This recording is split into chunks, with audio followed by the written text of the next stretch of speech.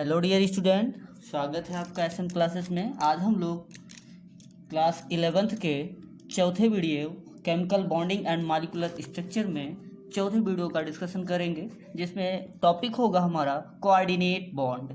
तो हम पहले समझ लेते हैं कोऑर्डिनेट बॉन्ड है क्या, इसके बाद हम डेफिनेशन को समझते हैं। जैसे कोऑर्डिनेट बॉन्ड जो होते हैं वो as a like covalent bond की तरह होते हैं। जैसे इसमें क्या होता है, आपको पहले तीनों फिर से हम बैक में जाकर के आयनिक, कोवैलेंट और कोऑर्डिनेट बॉन्ड के बारे में जानते हैं। पहले है आयनिक बॉन्ड। आयनिक बॉन्ड में जैसे मैंने बताया था कि कोई ए एटम है और कोई बी एटम है, तो कोई ए एटम बी एटम को अगर जो अपना इलेक्ट्रॉन शिफ्ट कर रहा है, मतलब ट्रांसफर ऑफ इलेक्ट्रॉन कर रहा है, तो इससे बी का ऑक्टेट भी कंप्लीट हो जाता है और ए का ऑक्टेट कंप्लीट हो जाता है। इसके थ्रू जब ये एक इलेक्ट्रॉन इसको दिया जाता है तो उसके पास माइनस चार्ज आता है और इसका प्लस चार्ज, और इस तरह से प्लस और माइनस चार्जेस के बीच जब बॉन्ड बनते हैं तो हम उसे आयनिक बॉन्ड कहते हैं। मतलब जब ट्रांसफर ऑफ इलेक्ट्रॉन से बॉन्ड बनते हैं तो उसे हम आयनिक बॉन्ड करते हैं। लेकिन यदि किसी ए और बी में ए के पास कुछ इलेक्ट्रॉन्स हैं और बी के भी पास कुछ इलेक्ट्रॉन्स हैं, और दोनों के शेयरिंग से, मतलब एक इलेक्ट्रॉन ए भी दे और बी भी एक इलेक्ट्रॉन दे, और इस तरह से अगर जो बॉन्ड बनता है तो उस बॉन्ड को हम कोवैलेंट बॉन्ड कहते हैं। तो ऐसे ही कोवैलेंट की तरह हमारा क्या होता है, कोऑर्डिनेट बॉन्ड, उसमें भी शेयरिंग होती है। बट क्या होता है, इसमें दोनों अपने अपने एक एक इलेक्ट्रॉन का पार्टिसिपेशन करते हैं। मतलब पार्टिसिपेशन क्या होता है, यहाँ पे इक्वली होता है। लेकिन कोऑर्डिनेट बॉन्ड में आप देखेंगे कि किसी एक के पास ऑक्टेट कंप्लीट होगा, किसी एक एलिमेंट का ऑक्टेट कंप्लीट होगा, और लेकिन किसी एक एलिमेंट का क्या होगा, ऑक्टेट अनकंप्लीट होगा। तो इसलिए इसको ऑक्टेट को कंप्लीट करने के लिए अपना ए वाला एटम अपने दोनों लोन पेयर इलेक्ट्रॉन बी वाले एटम को ट्रांसफर कर देता है, जिसके थ्रू ए और बी के बीच एक बॉन्ड बनता है जिसे हम कोऑर्डिनेट बॉन्ड कहते हैं। इसमें जो एटम देता है उसे डोनर एटम कहते हैं और जो लेता है उसे एक्सेप्टर कहते हैं। ओके, होता क्या है कि कोऑर्डिनेट बॉन्ड को हम एक एरो से दिखाते हैं। ठीक है, ये चीज़ आप याद रखेंगे। एरो का तीर जो होता है, हेड जो होता है, वो देने वाले एटम की तरफ होता है, और बैक जो होता है, वो टेल जो होता है, वो जो देता है उसकी तरफ रहता है। तो आज हम इस चीज़ को जानेंगे, कैसे कोऑर्डिनेट बॉन्ड को हम डिफाइन करेंगे। देखें, it is a special type of covalent. मैंने पहले बता रखा है कि एक कोवैलेंट बॉन्ड की तरह है और एक स्पेशल कोवैलेंट बॉन्ड है। In which both the shared electron are contribute by one atom only, it may be defined as. इसमें क्या होता है कि किसी एक एटम के द्वारा अपने शेयर्ड इलेक्ट्रॉन्स को क्या किया जाता है, कंट्रीब्यूशन किया जाता है। शेयर्ड इलेक्ट्रॉन मतलब किसी एक एटम के द्वारा किसी दूसरे एटम को अपने एक लोन पेयर इलेक्ट्रॉन शेयर किया जाता है। अब इसको हम कैसे डिफाइन कर सकते हैं, देख सकते हैं। एक covalent bond in which both electrons of the shared pair are contributed by one of the two atom. मतलब किसी दो एटम में से कोई एक एटम अपना क्या करता है, शेयर्ड पेयर्ड इलेक्ट्रॉन कंट्रीब्यूट करता है, क्या बनाने में, एक कोवैलेंट बॉन्ड बनाने में। इसके बाद हम देखेंगे such a bond is called as dative bond, और इस बॉन्ड को हम डेटिव बॉन्ड भी कहते हैं। क्या कहते हैं, डेटिव बॉन्ड। ये coordinate bond is stabilized between two such atoms, one of which has complete octet. मतलब दो ऐसे एटम के बीच कोऑर्डिनेट बॉन्ड बनता है, उसमें एक का क्या होता है, ऑक्टेट कंप्लीट होता है, and possess a pair of valency electrons, और उसके पास वैलेंसी इलेक्ट्रॉन पाई जाती है। While the other is short of a pair of electron, जबकि एक में क्या होता है, दूसरे एलिमेंट में शार्ट होगा, जो पेयर इलेक्ट्रॉन होगा वो शार्ट होगा। फॉर एग्जाम्पल हम देख लेते हैं, कोई ए एलिमेंट है जिसके पास 8, उसके बैलेंस सेल में 8 इलेक्ट्रॉन है, क्योंकि हम बैलेंस सेल का ही इलेक्ट्रॉन काउंट करते हैं। और बी में देख रहे हैं 6 इलेक्ट्रॉन है, उसमें 2 इलेक्ट्रॉन की कमी है।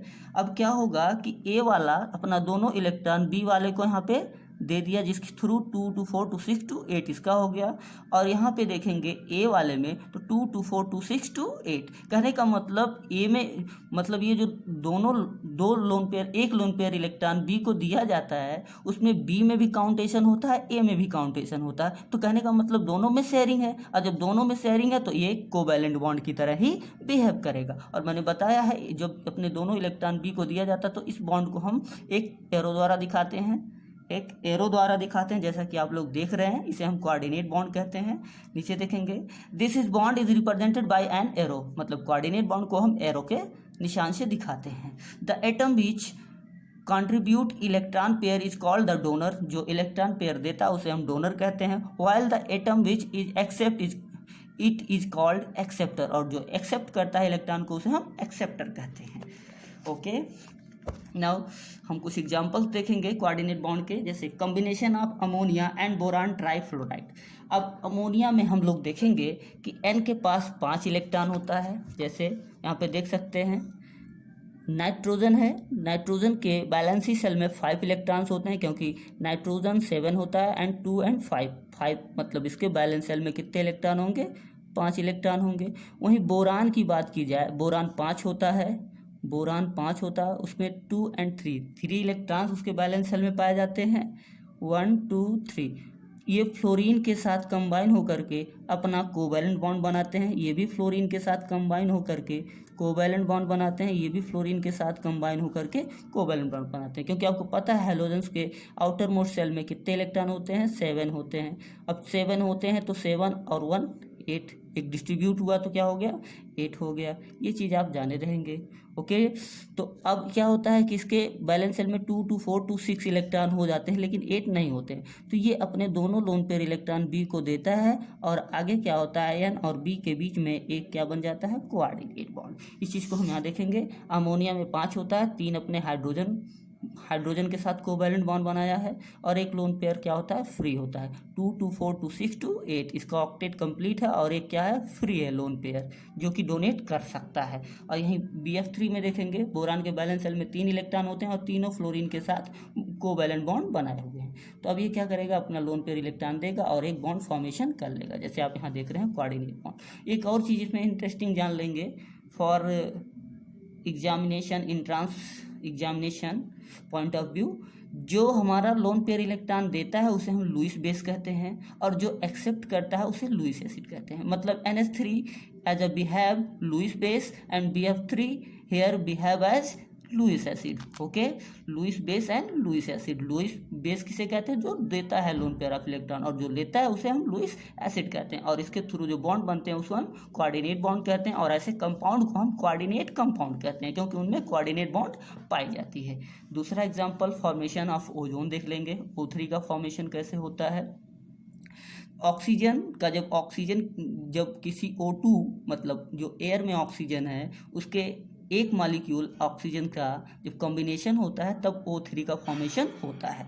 तो O2 आप देख ही रहे हैं किस तरह से बनता है। इसके ऑक्सीजन के बैलेंस सेल में 6 इलेक्ट्रॉन होते हैं, यहाँ भी 6 होंगे, जिसमें से 2 इलेक्ट्रॉन क्या किए हैं, पार्टिसिपेट हुए हैं कोवैलेंट बॉन्ड। ठीक है, कहने का मतलब 2 इलेक्ट्रॉन इसका 2 इलेक्ट्रॉन इसका पार्टिसिपेट होकर के 4 इलेक्ट्रॉन 2 बॉन्ड बनाने में पार्टिसिपेट हुए हैं, क्योंकि एक बॉन्ड में 2 इलेक्ट्रॉन होते हैं, तो यहाँ पे 4 इलेक्ट्रॉन है।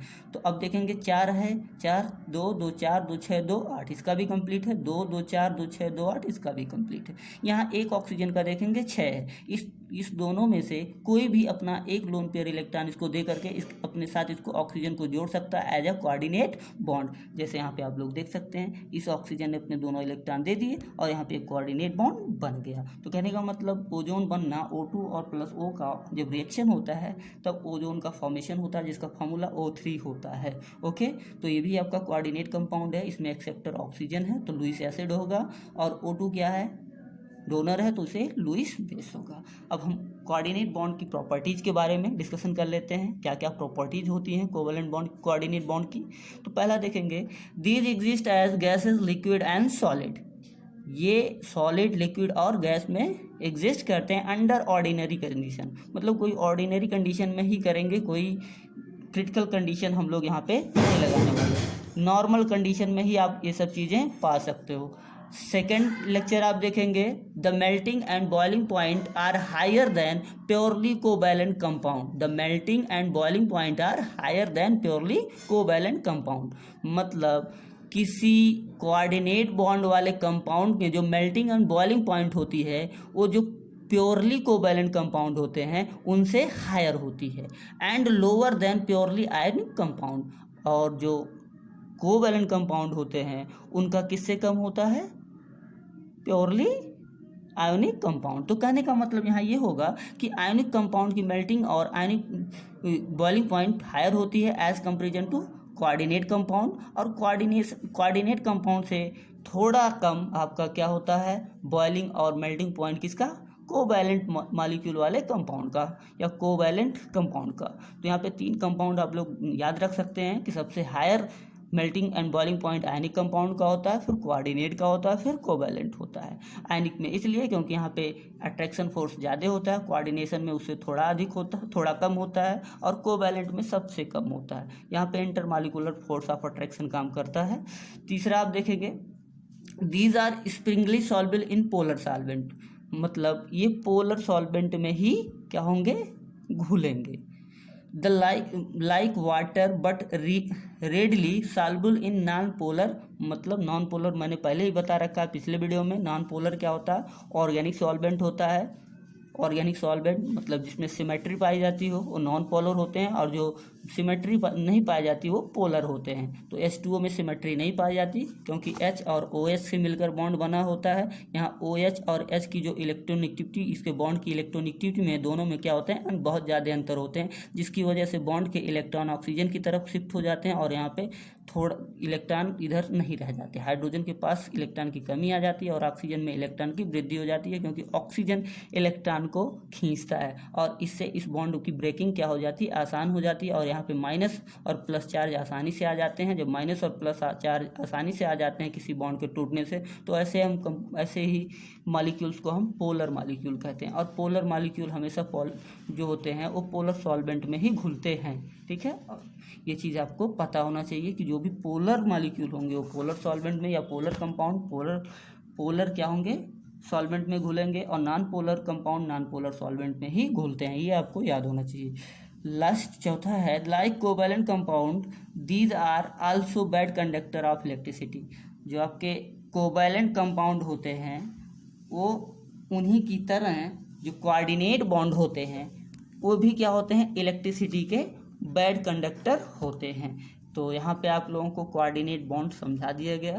तो कैसा लगा ये वीडियो, ज़रूर शेयर, सब्सक्राइब और कमेंट कीजिएगा।